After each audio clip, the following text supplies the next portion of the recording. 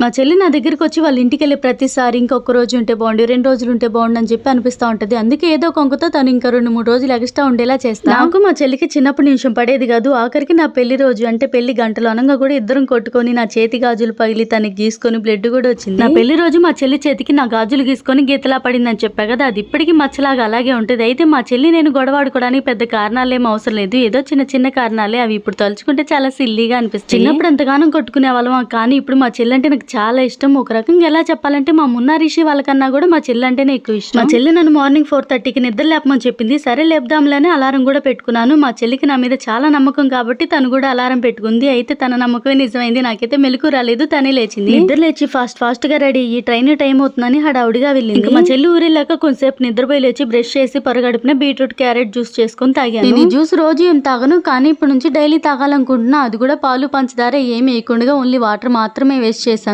తాగడానికి కొంచెం కష్టంగానే అనిపించింది, కానీ ఇలాగే అలవాటు చేసుకోవాలి. వీడియో నచ్చితే ఒక లైక్ చేయండి.